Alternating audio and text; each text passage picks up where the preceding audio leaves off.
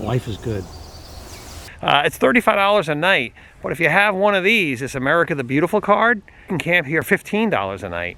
It's just really a great deal. I highly recommend it. Saves lots of money in national parks. When you check in with this card, you actually have to be in possession of the card. You can't just have the ID number of the card and give them the number. You need to physically have the card with you to get in here. So keep that in mind.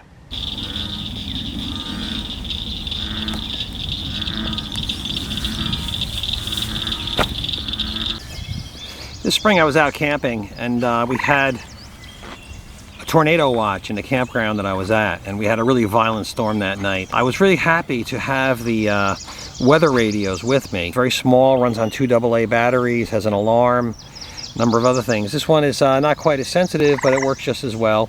It's a AM/FM weather radio. Both of these have alarms on them, so you set them in a watch mode and they will listen for the weather service emergency broadcast signal. And fortunately, you know, I haven't had them come on, but I do find weather radio, shortwave, AM/FM very good to have. And they also provide local color of, you know, FM stations in particular give you what's happening in your area. I think it's a really good safety investment to have a weather radio on board, particularly one that alarms. I don't know if the weather service is going to see the tornado before I do, but I'd like everything on my side. It's also entertainment. On the built-in speaker, not so great.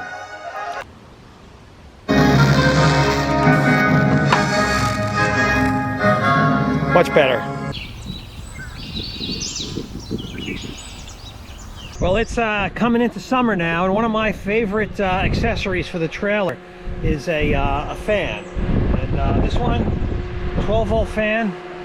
It only draws 33 watts on high, and it's a perfect match for, say, a Jackery 300 or 500. And it really makes a big difference. You know, they're talking about record heat this summer, and they're talking about power outages. So this is a good combination, you know? Off-grid, you can have coolness. It works great in the trailer, works good just sitting around out here. In the daytime, I can actually run it off a 100-watt solar panel. I can just connect it to it, and it'll just run off that with no battery. So on a sunny day. Certainly worthwhile thing. I think this is when I bought it, it was like $30. Now they're up to like 40 or so, or 50. But it's really a good item to have along in hot weather. It can make a big difference, even if you're just sitting around outside under a tarp, under a shelter like this.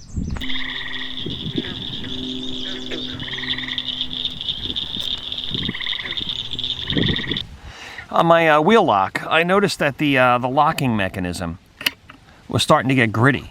I was getting dirt in there from rain falling off the trailer, hitting mud when I'm camping on dirt and splashing up in there. So I made I used a 35mm film can to just slide over there, but that cracked. It was plastic and broke. So I found an improvement. This is a shot glass, a silicone shot glass. I purchased it at Duluth Trading, but you can get these all over the place. And I cut it down to size, and it just slipped right over here. And it works pretty good. Last thing I want is to have to call a locksmith to get the wheel lock off the trailer in the middle of nowhere. That's a tough call. Made a change here in the kitchen for 2022, and it's this silicone mat. I had been using a small green waffle one. My only complaint with this was it was a little bit too small for me, but it worked very well. But I met Dave and Judy camping, and they showed me this one, and I really like it a lot. It fits in here on the Vistabule perfectly. Gives you a lot of space. Put one on the picnic table. You know, these picnic tables are pretty questionable. There's all kinds of stains on them. And you can use this nice mat on here. When you put a hot pot in it, it has raised ridges. The silicone is good for high temperature. A lot of times I'm in the kitchen, and I have a lid for my stove. And I've got to put that lid on here. And it was real cheap. It was like 15 bucks on Amazon. I'll have links in the bottom for it. Besides keeping the counter clean, I use it as a drying rack, and it's really good for that. You know, it has these raised surfaces so air can get underneath. The ground I'm on is often not even, so I can put this on a table. The glass will will sometimes slide around on the table because it's a little slippery, the table. And this mat gives me good traction, which is also a help. Let's see how much we can spill on here.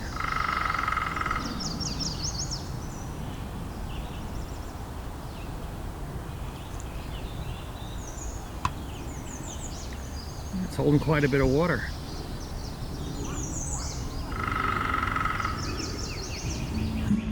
This Jackery 1500 has plenty of power. Now, I don't have an inverter built into my trailer, but I do. I can plug the 120 AC output of the Jackery into the trailer, and that will give me 120 voltage in the trailer. And the way I can use that is to just plug my appliances into the trailer to run them. If I have multiple appliances and I want to run them on AC, I can do it right off the Jackery. And right now I'm going to run a smoothie off of my Jackery. No wimpy bullet blender here. This is the real thing. The blender's using 330 watts of power. Dining al fresco. This is one of my favorite places to camp. It's just nearby. On the weekends, it's overrun with people. You can't even get near here. But during the week, it's just totally empty, and it's wonderful.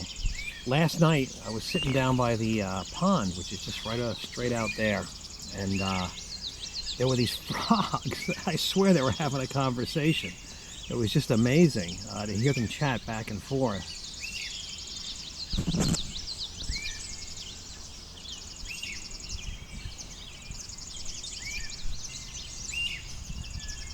You know, I'm traveling a lot, and I'm visiting people. I'm going into different states, and this is standard carry for me now.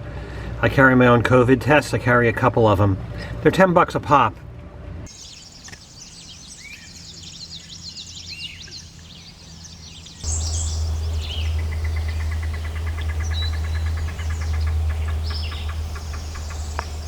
I have been searching for floor mats for the Vistabule since I got it. These are pretty good. Fit pretty close to the edge. I mean, there's not that much of a gap. And they have an indentation here for rain and snow and schmutz that comes from the campsite. It really helps a lot, you know, just to be able to pick these up and shake out, you know, sand and dirt, gravel, whatever, you know, you've carried in with you.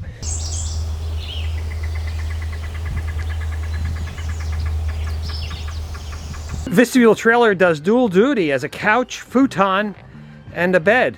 It's great. You have options for sitting, and you can every teardrop trailer you can lay down in, but this is one of the few you can have a futon convertible sofa, which is just great.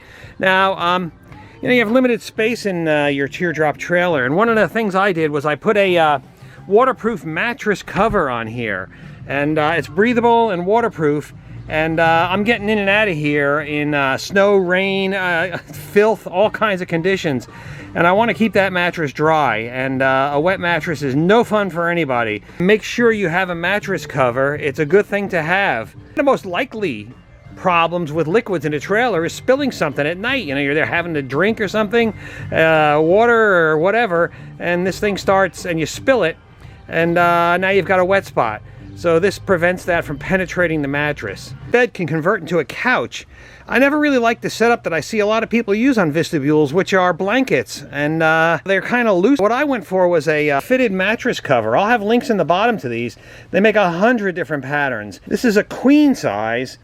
For the brand that I'm buying, a queen size fits, but it's a little oversized because the mattress is only 5 or so inches thick. I use mattress suspenders, and they help keep this thing tight. I'll put it on here and I'll show you how it looks. So here's the fitted mattress cover, and here are the mattress suspenders. Now, some people put these on in an X shape. Some people, you know, there's all different patterns you can put them on. There's all different kinds, but that helps keep this a little snug.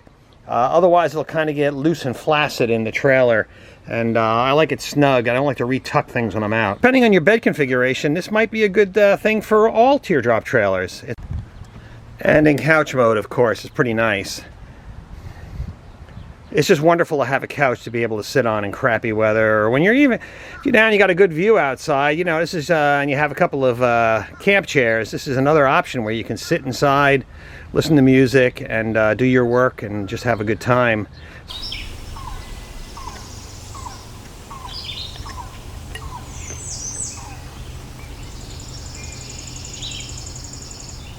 Finally, a simple solution for the paper towels unraveling when I'm driving. They tend to unwind from the roll. And I've tried a number of different things. All of them were a pain in the neck, but what I do is I put a silicone rubber band on here, and I put 2 of them in case one fails. And when I'm getting ready to drive, I just put that over the roll, kind of like this, and it keeps everything together. It's real simple. As an experiment last night, I closed off the pass-through to the kitchen with Reflexit, and that just creates a little bit of a barrier there. Seemed to work. Got down to 25 last night. It's pretty warm in here. I probably need deep winter to really test this out a little better. Sure is easy to do. Here's the Reflexit. I rolled it up. It's pretty small. It just fits right in this window.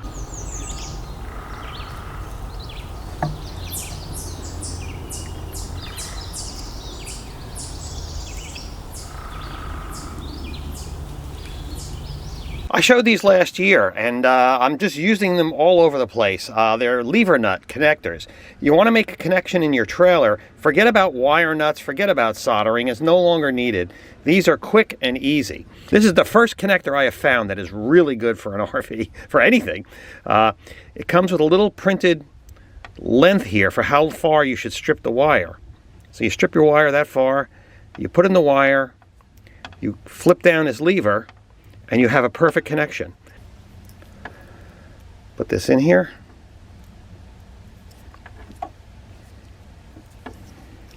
Just insert this in the hole, flip it down, and I have a perfect connection. It's that quick. I mean, it just really is spectacular. This particular model I'm using here is a Wago. I'll have links in this in the bottom in the comments. These are, I think, a 20 amp connection, and these are 32 amp. Most of the other ones here I have are 32 amp. Same thing, these take 18 gauge to 14 gauge, which is pretty good. This might even go bigger than 14 gauge wire, but I don't have anything that big on the trailer. And again, you just flip these down and you have a perfect connection. Now there's a lot of knockoff models coming around now. We have these single straight through connectors. You can get this one, you twist up your wire. I don't know why this wire doesn't want to stay. I mean, this is really good. You know, forget about soldering aluminum wire. You just can't do it. It's terrible, you know. Put this in here. Flip it down. And here, a parallel pair. So if you're connecting 2, you know, positive and negative, you can use this one. Same idea. Now here's a 4 into 2. So if you had like 2 solar panels going into one controller, you can use this one. And same idea as the rest.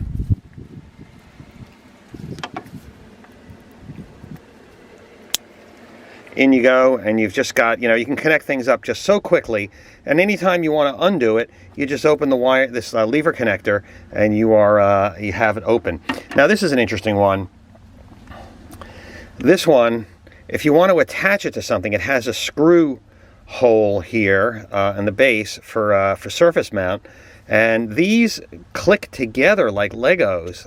You can put them together, and you can construct however many pairs you want, and it's expandable, and you can attach it. So again, I'll have links to these exact products in the comments. Really useful. Really handy. I carry a bag of these things around in my trailer, and I use them all the time when I'm fooling around with circuits and stuff with my solar panels. I like to play a lot, and this really makes it easy. You know, it takes an arduous job and makes it really simple. There's the beaver lodge, and here's the dam. It's a long dam.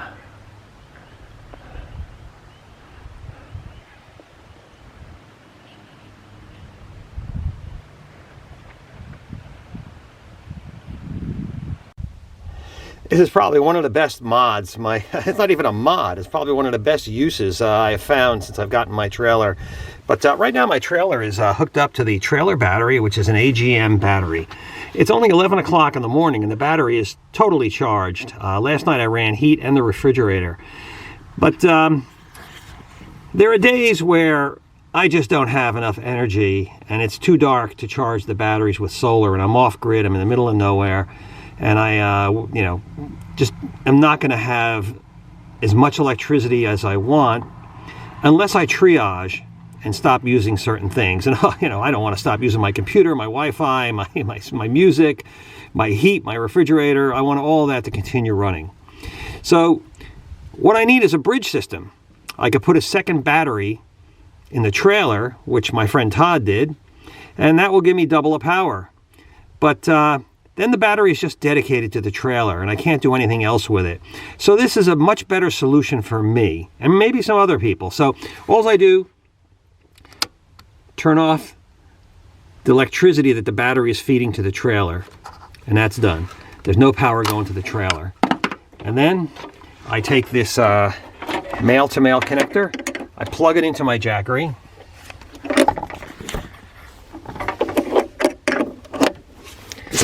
and I will turn on the Jackery power, and I see I have power going into this this unit, and I plug that into my trailer, and now the 12-volt system on my trailer is totally powered by the Jackery, and I can go to any 12-volt outlet. When I had this trailer built, I had put in 2, 4, 6 12-volt outlets. They're all over the place. You're never more than a foot or two from an outlet in this trailer. And all the 12-volt outlets are going to be powered by this. So my heating, my refrigerator, my music, my lighting, everything that runs inside the trailer is powered by this. It is not going to power the AC. That's a separate circuit. So, and this is just perfect for me. I mean, this is just really wonderful for me. It's just so simple to do. There's nothing. You just plug it in. And meanwhile, the solar panels, which are not going to be putting out a lot of electricity under these bad conditions I'm talking about in the forest and the rain, and, you know, 300-watt panel may only put out 10 watts, you know, 120 watts. I can just let those charge the trailer battery and just leave it alone while I use all the energy I want. And I can have multiples of these Jackeries, and it works just fine. When one is dead, I can swap it out. I'll get about 2 days out of a Jackery 500 in my trailer with my energy needs. Your energy needs are different. So that's good. And, you know, I can carry, on this trip, I brought 2 Jackery 500s. If you're going to run your trailer off these, and it's something set up like what I'm using, you see my videos, you know me, you see what I do. A Jackery 1000 is great. Maybe a 1500 too would be good. And you can use these anywhere. You can use these all over the place. When you're done camping, you know, it's not like the battery's sitting in the garage just charging, waiting for the next trip. I can use this for all sorts of things. So it's a good return on my dollar. So I wouldn't want to do this with the Jackery 300. It's too small. I might get one night out of that, and it's going to be completely empty. Not even that. So I would consider starting with a 500, and that way it's a go-forward system. You can use it for a lot more things. Again, crawl, walk, run, and you can grow your system and reuse those parts that you purchased initially. Now, I'm going to turn this back on. Okay, the trailer is back on the trailer power. So the idea of this switch here is when I plug the Jackery in, if the trailer is powered up, you know, if the trailer is powered up, then the Jackery will start charging the trailer. And I don't want that. I want the Jackery to run my appliances. That's the most efficient way to use it. So I typically turn the switch off. You can have the switch on and plug the Jackery in, and it'll continue to feed this thing. But it's just not my idea of a good way to go.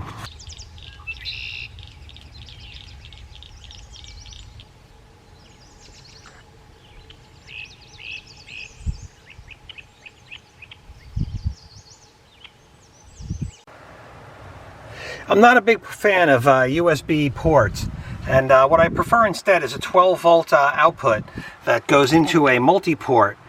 This will take 5 separate USB components and plug my stuff into there. This trip out here at Assateague Island, this thing is just proving great. I've got tons of sunshine, and I'm living off grid for 2 weeks, and it's just great. So I'm going to get a second one of these, one for the interior, one for the exterior, and it seems like I have to charge everything in waves. You know, the USB speakers will go dead at a particular point. USB speakers, camera batteries, all sorts of the MP3 player, a lot of things will go dead at different times. But it's really handy to have this to be able to recharge everything. Now I can also plug this into the Jackery if I need to recharge that way. The Jackery has a couple of USB ports, but right now I'm drowning in sunshine. I've got one solar panel out, and I'm putting out 14.12, so my battery is more than completely charged. It's just doing great. With one 300-watt solar panel. People keep asking me over and over, how are these solar panels holding up? They're holding up fine. For $300, I got a super deal on these things, and I'm happy about it. I don't expect them to last forever. If they last for 5 years, I'll be happy. These are not permanent solar panels. They're not glass and aluminum. Nylon deteriorates in the sun. You can see how that red area, it used to be red, now it's pink.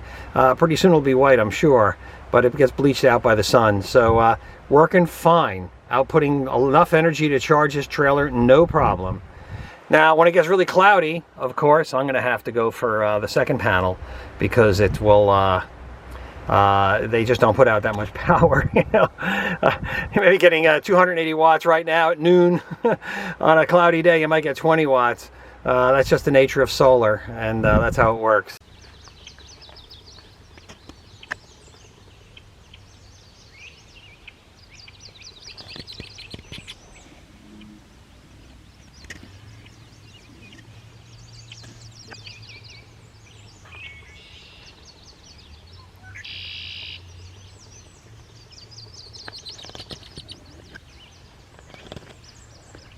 A discovery this year are these silicone tie wraps. I use them all over the place, camping and other places, and so these are pretty good. I've been using these for a while, and they work good.